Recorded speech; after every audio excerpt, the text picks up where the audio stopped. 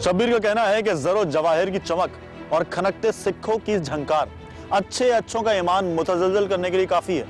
इंसान कितना ही मुहज़्ज़ब और बाज़मीर क्यों ना हो, इंसान की शरिस्त में शामिल लालच, धोखाधड़ी और बेईमानी उसे हर वो काम करने पर उकसाती है जो बायस शर्म भी है और आला इंसानी इक़्तिदार की तौहीन भी। जिला कसूर के सरहदी इलाके गंडा सिंह की एक गहरी तारीख रात में इसी तरह का एक और वाक़या पेश आया था, जब कुदरत ने एक पुलिस अफसर को उसके ईमान की आजमाइश का नादिर मौका फराम किया था। पुलिस अफसर ने लालच और हवस की नाकाबिले शिकस्त यलगार का कैसे मुकाबला किया और अपने ज़मीर से जंग का क्या नतीजा निकाला, यही इस कहानी का मरकजी ख्याल है और ये शब्बीर की आंखों देखा वाक़या है। सरहद की जानिब से अंदरूने मुल्क सड़क आ रही थी। इसका वाहिद सबूत वो मध्यम रोशनी थी जो पुलिस मोबाइल से निकल रही थी। चारों तरफ हू का आलम था, सड़क पर ट्रैफिक न होने के बराबर था। शब्बीर जब अंधेरे और धुंध की चादर को चीरता हुआ पुलिस वैन के करीब पहुंचा तो उसने देखा कि पुलिस मोबाइल सड़क पर रास्ता रोके खड़ी थी। गाड़ी आती दिखाई दी। गाड़ी की रोशनी देखते ही सिपाही अलर्ट हो गए और अपनी पोजीशन संभाल ली। कार की रफ्तार तेज थी। पुलिस ने कार को रोकने का इशारा किया मगर वो फौरी तौर पर नहीं रुक सकी, जिस पर एक कांस्टेबल ने सीटी बजाई और फिर कार पुलिस वैन से आगे निकलकर कुछ फासले पर रुक गई। सिपाही कार की जानिब बढ़े, थानेदार भी वैन से बाहर निकल आया। कार के दोनों दरवाजों पर सिपाहियों ने पोजीशन संभाल ली। अस्सलाम वालेकुम। कहाँ से आ रहे हो? अंदर से लाइट जलाओ। ड्राइविंग सीट पर बैठे हुए शख्स ने अंदर की लाइट जलाई तो शब्बीर को कार में 3 अफराद नजर आए। सिपाही ने बारी बारी तीनों अफराद के चेहरों पर टॉर्च की रोशनी डाली और फिर उनसे उनकी शनाख्त तलब करने लगा। शनाख्ती कार्ड दिखाओ। ड्राइवर के अलावा बाकी दोनों अफराद ने फौरन अपनी जेब से शनाख्ती कार्ड निकालकर सिपाही को दे दिए। सिपाही ने टॉर्च की रोशनी में शनाख्ती कार्ड की तस्वीर और अफराद के चेहरों का जायजा लिया और मुतमईन होकर उन्हें कार्ड वापस कर दिए।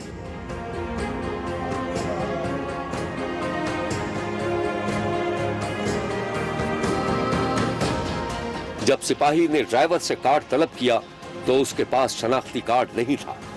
सर वो आपका शनाख्ती कार्ड? वो तो भरा मैं घर च बोल आया। सर कोई बात नहीं, नंबर तो याद होगा। हाँ वो पाशाओ कैसी गल्ला करते हो, नंबर कैसे याद रह सकता है मैनू। अच्छा नाम क्या है तुम्हारा? मलिक अख्तर। मलिक अख्तर, 1 मिनट वेट करो।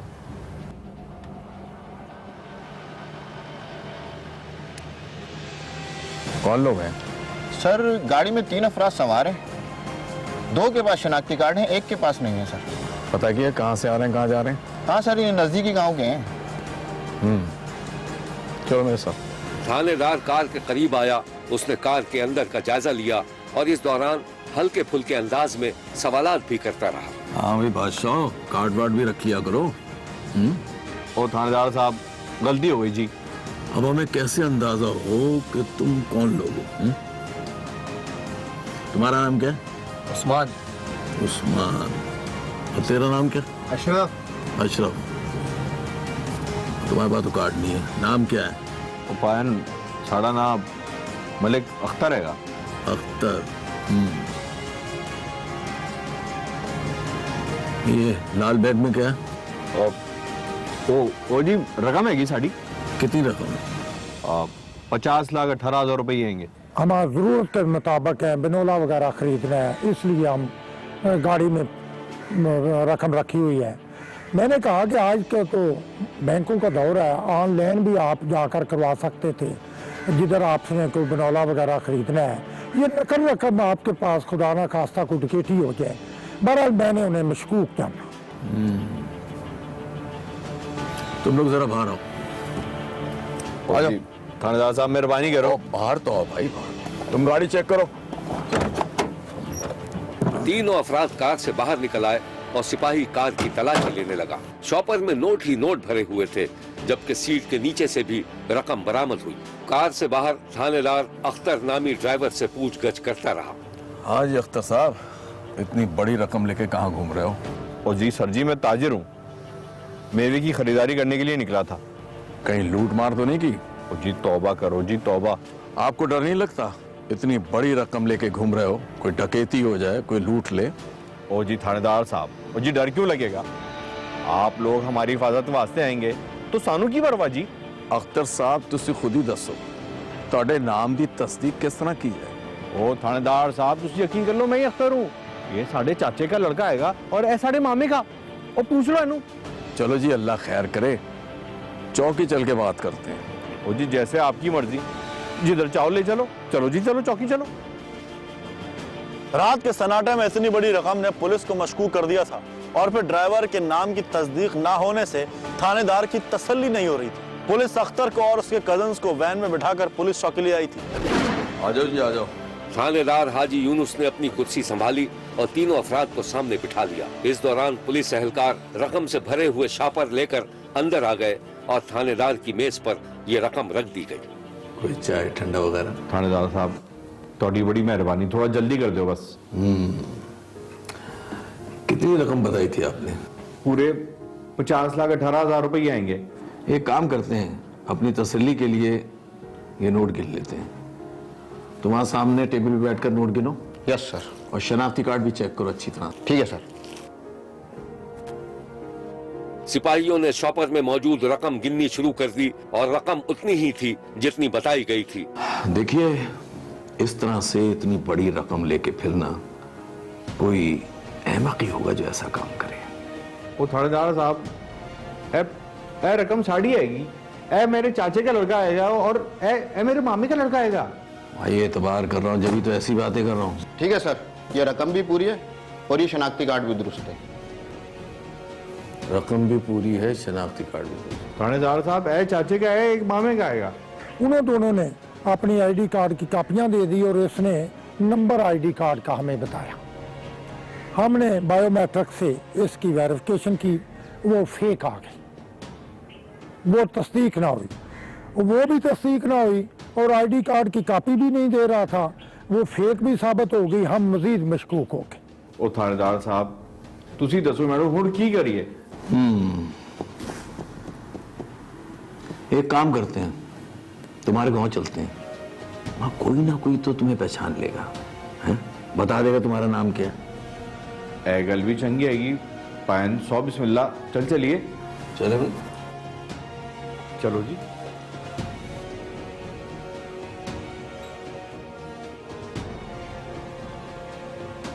अभी वैन कुछ फासले पर ही गई थी कि अख्तर ने थानेदार से वैन रोकने की दरखास्त की। थानेदार ने वैन रोक दी। क्या हुआ अख्तर साहब?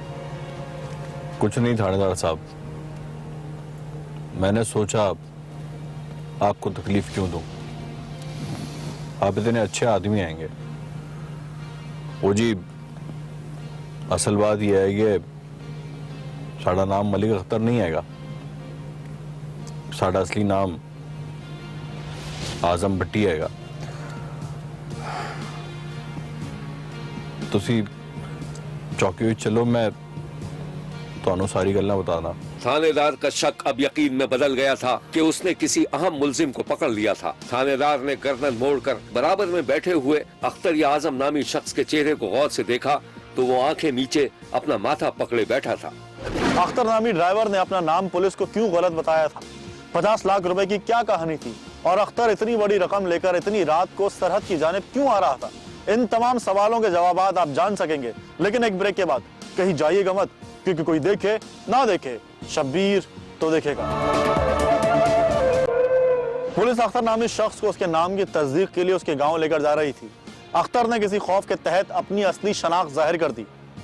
थानेदार ये सुनकर उसको पुलिस चौकी ले आया। अख्तर ने बताया था कि उसका असली नाम अख्तर के बजाय आजम भट्टी था और गांव वाले उससे नफरत करते थे। आजम भट्टी ने अपनी कहानी कुछ इस तरह सुनाई थी। थानेदार साहब असल कहानी मैं आपको बताता हूँ। वो जी एक दिन मैं डेरे पर मौजूद था, मेरा कज़न आया मेरे पास और उसने बताया कि उसके अब्बे के कातिल थाने में अपने हिमायतियों के साथ आ जाएंगे। मैंने बंदूक उठाई और उनकी ताक में रात को बैठ गया।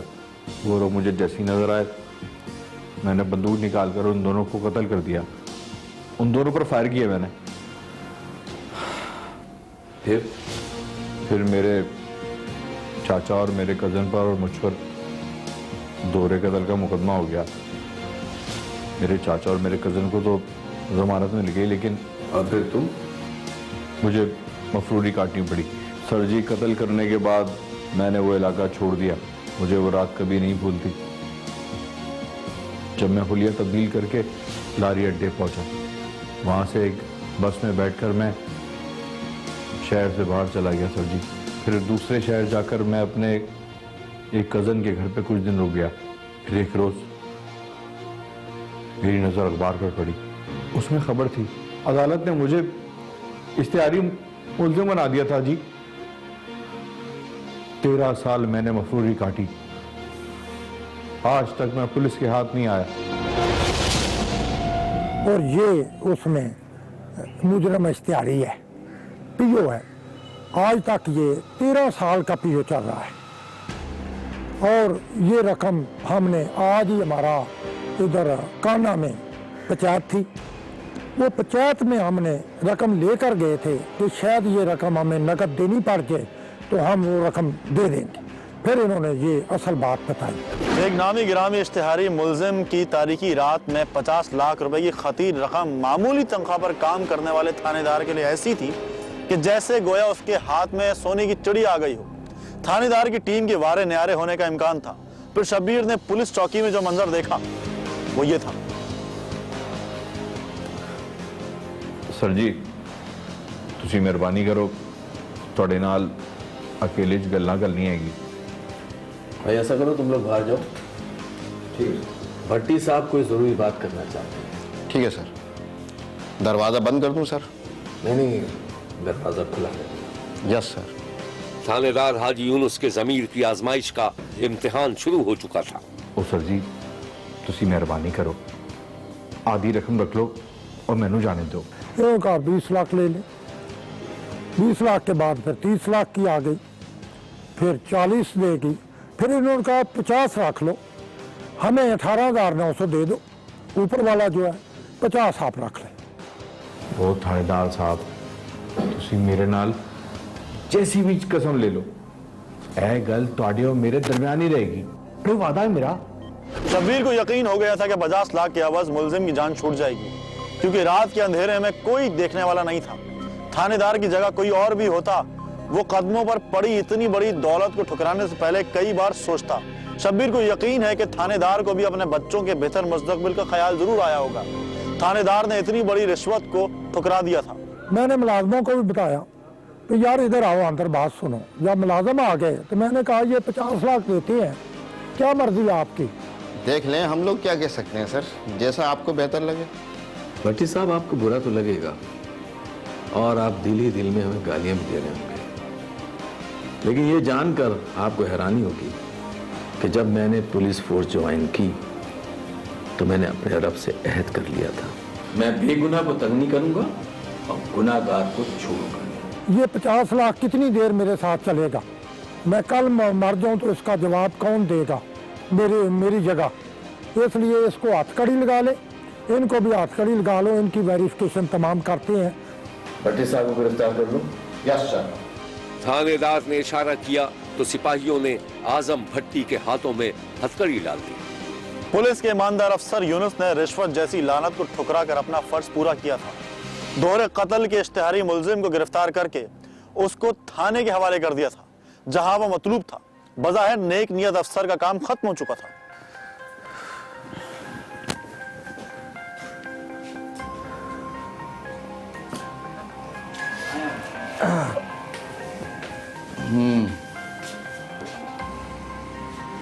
क्या हाल है तेरा? मैं तो ठीक हूँ थानेदार साहब। बच्चों की फीस का कुछ हुआ? अरे तू परेशान मत हो, वो है करने वाला, हो जाएगा। खाना ला के दूँ? खाना नहीं, भूख नहीं है। इस दौरान थानेदार के पास उसके एक आला अफसर का फोन आ गया और थानेदार हाजी यूनुस यस सर करता रहा। फोन बंद हुआ तो थानेदार का चेहरा इस तरह मुस्कुरा रहा था जैसे बच्चे अपनी ख्वाहिश के मुताबिक कोई चीज मिल जाने पर खुश होते हैं। बीवी अपने शौहर को हैरानी से देख रही थी। अरे तू बच्चों की फीस के लिए परेशान हो रही थी ना, बस कर दिया मेरे मालिक ने हल। कैसे? अरे आईजी साहब ने ऐलान किया है 3 लाख रुपए इनाम देने का। 3 लाख रुपए? मगर क्यों? अरे तेरे शौहर को अल्लाह ताला ने सब्र की तौफीक दी थी, लालच के जहर को खून में शामिल होने नहीं दिया। एक इश्तिहार ही पकड़ा था, 50 लाख रुपए रिश्वत दे रहा था। 50 लाख? अच्छा, तो फिर तू खुद सोच ले कि मैंने क्या कहा होगा। थानेदार जी, आपको 3 बच्चों की माँ का सलाम। आईजी साहब ने भी हमें बुलाकर बेहद सराहा। मैं चाहता हूं कि ये अफसरान की हम पे बड़ी मेहरबानी है। काम तो तमाम करते हैं, वैसे भी ईमानदारी से करना चाहिए। आईजी साहब ने मुझे 3 लाख रुपया बतौर इनाम भी दिया और मेरे साथ जो मुलाजमान थे उन्हें भी 50-50 हज़ार एएसए को और 20-20 हज़ार कांस्टेबलान को भी तमाम को दिया, जिसमें हम बहुत खुश हुए। मामूली तनख्वाह पर काम करने वाले ईमानदार पुलिस अफसर हाजी यूनुस न सिर्फ लालच और बेईमानी के कड़े इम्तिहान से सुरखरू होकर निकला था, बल्कि उसकी ईमानदारी के एतराफ के तौर पर आईजी पंजाब मुश्ताक सुखेरा ने उसकी और उसकी टीम को नकद इनाम से भी नवाज दिया था। शब्बीर को जब इस ईमानदार अफसर के बारे में पता चला तो वो कई 100 किलोमीटर का फासला तय करके कसूर पहुंच गया था, जहां फरिश्ता सिफत नेक सीरत हाजी यूनुस हंसते मुस्कुराते चेहरे के साथ अवाम की खिदमत में मसरूफ था। वो एक मुतमईन शरीफ इंसान नजर आया, एक ठोस और आला किरदार का मालिक जिसने अपने ज़मीर को कभी सोने नहीं दिया। खौफ खुदा दिल में रखकर अवाम की खिदमत की और यहाँ तक के उसके अफसरों को भी उसकी नेकी, पारसाई और फर्शनासी का इतराफ करना पड़ा। ये तो बहुत मामूली रकम है, उसके सामने तो सोने का पहाड़ भी अगर खड़ा कर दिया जाए वो ठोकर मार देगा।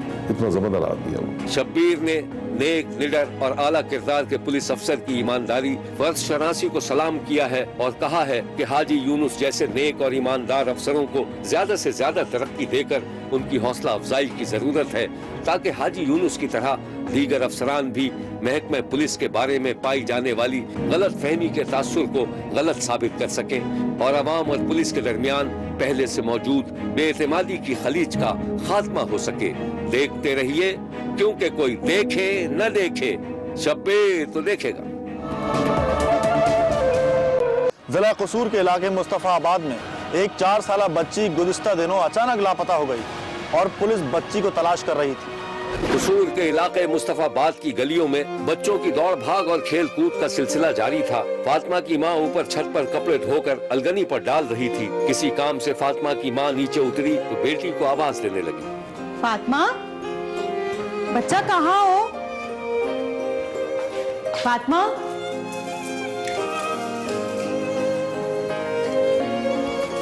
फातिमा, कहाँ हो बेटा? मेरी बच्ची कहाँ चली गई?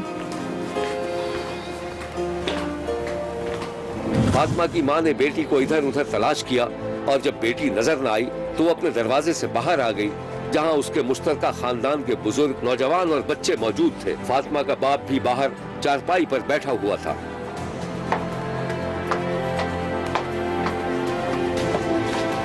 फातिमा, फातिमा कहाँ हो बेटा? मेरा बच्चा कहाँ हो? आप लोगों ने फातिमा को देखा है कहीं? नहीं, बाहर तो नहीं आई। जाए हम जरा अम्मी क्या देख के आए, कहीं वहां तो नहीं चली गई? अच्छा, देखता हूँ। तुमने वो मेरी कमीज धो दी? जी, आपके सारे कपड़े धुल गए, आप फातिमा को ले आए, फिर मैं खाना लगा देती हूँ। चलो ठीक है, मैं देखता हूँ। अली चल साथ चले यार, अच्छी तरह देख लेना। अच्छा चाचा बैठो, मैं आ रहा हूँ।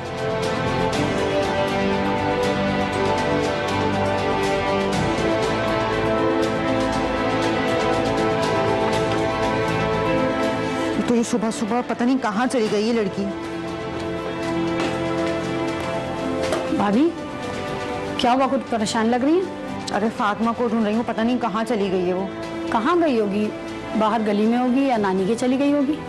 पता नहीं, मेरा तो दिल बैठा जा रहा है। परेशान ना हो, आप काम करें, मैं बाहर देखती हूँ।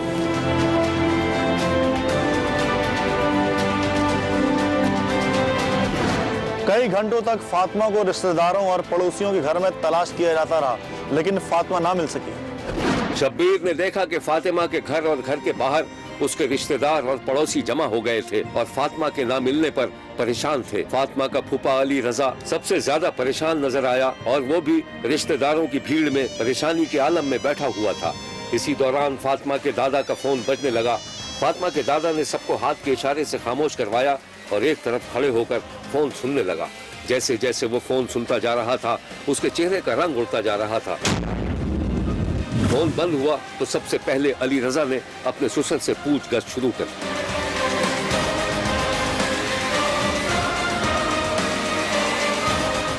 क्या बात है अब्बा, क्यों परेशान है आप? बेटा,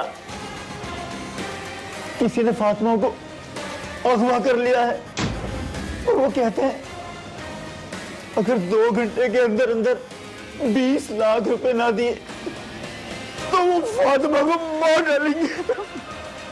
अगवा? मुझे यकीन नहीं आ रहा, कौन करेगा बच्ची को अगवा? पूरा गली मोहल्ला हमारा है और सब जानते हैं हमें। लाए, मुझे दिखाएं। अली रजा ने ससुर के हाथों से फोन लेकर मुबैना अगवाकारों के नंबर पर कॉल की तो फोन बंद था। नंबर बंद है। उसने अपना नाम नहीं बताया, फोन पे उसने बात कही तो बच्ची चाहिए आपको तो 20 लाख रुपया मुझे एतवान दिया जाए। उसी सिलसिले में हमने हाजी असलम SHO साहब से रब्ता किया। वो पहला मुहर्रम था, उन्होंने कहा भी मैं इमाम बारगाह में हूँ, जल्दी आ जाए मलिक साहब। मैं आया हूँ, फिर आते ही मेरे दोस्तों ने और तमाम दोस्तों थाने में चले गए। अब एक ही सूरत रह गई थी और वो ये कि पुलिस को इस वारदात की इत्तला कर दी जाती। फातिमा का बाप दादा और दीगर रिश्तेदार थाने पहुंच गए। थाने के बाहर फातिमा के रिश्तेदार और गली मोहल्ले के लोग जमा थे और पुलिस से बच्ची को बाजियाब कराने का मुतालिबा कर रहे थे। फिर शब्बीर ने देखा कि पुलिस अफसर के कमरे में बच्ची का बाप और दादा बैठे हुए थे। पुलिस अफसर उनसे मालूमात हासिल कर रहा था। आपको किसी पर शक है? नहीं सर, हमें किसी पर कोई शक नहीं और हमारी तो कभी किसी से लड़ाई भी नहीं हुई, ना ही हमारी किसी से कोई दुश्मनी है। जो शख्स आपको 20 लाख तावान के लिए फोन कर रहा है उसका लहजा कैसा है? सर वो यहाँ का आदमी नहीं लगता और उसका लहजा भी कुछ मुख्तलिफ था। खैर, हम लोग कोशिश कर रहे हैं, इंशाल्लाह आपकी बेटी को लोकेट करके आपके घर तक पहुंचाएंगे। जब भी अगवाकारों का आपके पास फोन आया आप उनको ये बताइएगा कि आप पैसों का इंतजाम कर रहे हैं और इतनी देर में हम उनको लोकेट कर लेंगे इंशाल्लाह। सर खुदा के लिए आपसे एक इल्तिजा है मेरी, बस हमें हमारी बच्ची मिल जानी चाहिए सर, खुदा के लिए बस हमारी बच्ची हमें मिल जाए। आप लोग बेफिक्र रहें, इंशाल्लाह हम कोशिश कर रहे हैं, आपकी बेटी आपके घर तक पहुंचाएंगे।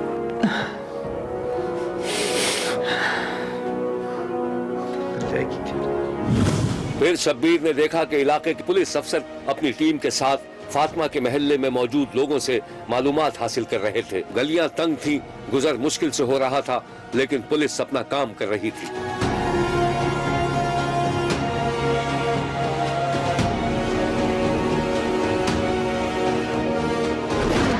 इस कहानी की मजीद तफसीलात हम आपको दिखाएंगे, लेकिन एक ब्रेक के बाद। कहीं जाइएगा मत, क्योंकि कोई देखे ना देखे, शब्बीर तो देखेगा। लोगों ने पुलिस को बताया था कि इनके महल्ले में कभी ऐसी वारदात नहीं हुई। महल्ले में अजनबी आ जाए तो लोगों को फौरन पता चल जाता है। पुलिस को ये मालूमात भी रह गई कि फातिमा की फूफी 2-4 दिन के लिए अपने शौहर अली रजा के साथ मैके आए हुए थे। रात के 10 बज रहे थे कि मगवी बच्ची के दादा के पास आला पुलिस अफसर का फोन आ गया। पुलिस अफसर ने दादा को सबसे अलग होकर फोन पर बात करने के लिए कहा तो दादा गली में निकलकर एक जगह खड़ा हो गया जहां कोई नहीं था। क्या कह रहे हैं आप? बजाय इसके कि आप किडनैपर को पकड़ें, आप मेरे घर के फर्द पर, मेरे दामाद पर शक कर रहे हैं। फोन खत्म होने के बाद दादा के चेहरे पर गुस्सा था। वो अंदर गया तो उसकी बेटी सामने खड़ी। क्या हुआ अब्बा, किसका फोन था? पुलिस अफसर का फोन था। ये पुलिस कभी नहीं सुधर सकती। अरे इन पुलिस वालों को क्या पता कि हम पर क्या क़यामत टूट रही है। और साहब कहते हैं कि पुलिस वालों को हमारे दामाद पर शक है। क्या? मेरे शौहर अली रजा पर? हाँ, दिमाग खराब हो गया इन पुलिस वालों का। कहाँ है अली रजा? अब्बा वो किसी काम से बाहर गए, बस अभी आ जाएंगे।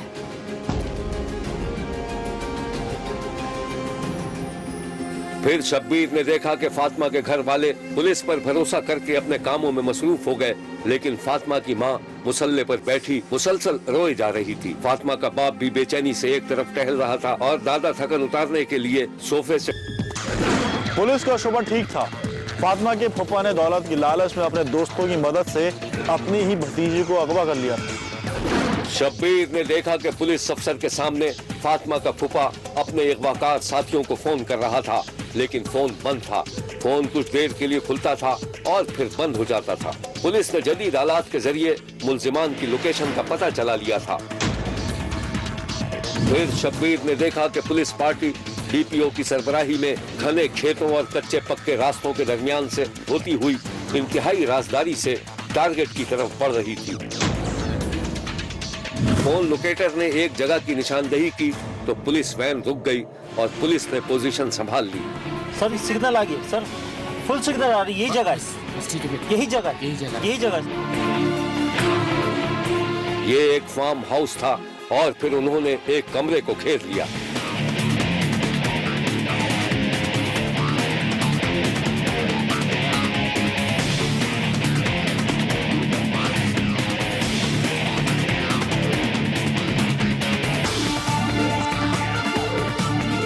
हमने तुम्हें चारों तरफ से घेर लिया है, हमारे साथ ताउन करो। बच्ची के साथ कुछ मत करना, हम तुम्हें हुकूमत से रियायत दिलवाएंगे। असला हमारे हवाले कर दो।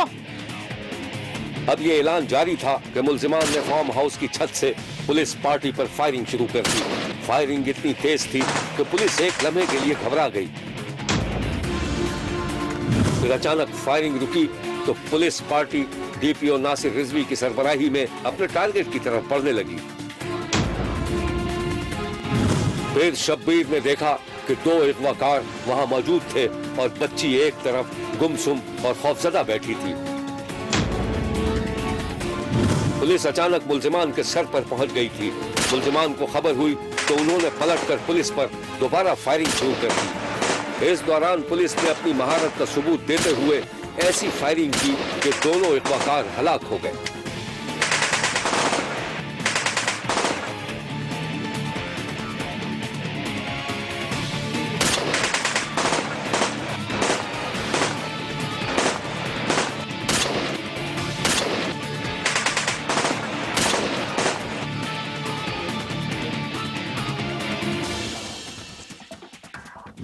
डीपीओ साहब का किरदार बहुत अच्छा रहा। उन्होंने हमारी पूरी हेल्प की। सारी रात वो हमारे साथ वो सोए नहीं, ना हम सोए ना वो डीपीओ साहब सोए। अगर वो डीपीओ सो जाता तो हमारी किस्मत भी सो जाती। तो एक वीरान सा कोई फार्म हाउस था, उसके कमरे में वो लोग बैठे हुए थे। तो हमने सारी लोकेशन ले ली, टावर्स राब्ता पूरी जो थी बंदोबस्त के साथ। जब वहाँ पहुँचे तो बच्ची उनके पास थी। पहले उन्होंने बच्ची को आर बना लिया और हम फायरिंग शुरू कर दी। तो फायरिंग हम बड़े मुताब थे, काफ़ी उनको समझाने की कोशिश की फायर ना करो भाई, और बच्ची मारे वाले कर दो, बहलाने की कोशिश की कि यार मैं अब तुम्हें कुछ नहीं कहेंगे। लेकिन जब शदीद फायरिंग शुरू हो गई तो हमारे पास भी शूटर थे, तो जो सही निशानाबाज या अंधाधुंध फायरिंग में कहीं बच्ची को ना लग जाए, तो फिर वो दोनों तो वहाँ पे फारग हो गए और बच्ची को ले लिया। ये फूल जैसी बच्ची जिस तरीके से उन दरिंदों ने इस बच्ची को अगवा किया और इसके अगवा करने के बाद 20 लाख तवान की रकम मांगी। इस लड़की को अगवा, बच्ची को करने के बाद, इस फूल को अगवा करने के बाद 20 लाख तवान की रकम मांगी। लेकिन अल्लाह का करम है, मैं इस इलाके के तमाम लोगों का शुक्रिया अदा करता हूँ कि उन्होंने हम पे ट्रस्ट किया। हम लोगों ने 7 टीमें लाहौर, रहीम यार खान, कसूर, मुस्तफाबाद, राजा जंग, रायवंड 7 टीमें लगाई। हम वालदैन के साथ मुकम्मल तौर पे राब्ते में थे।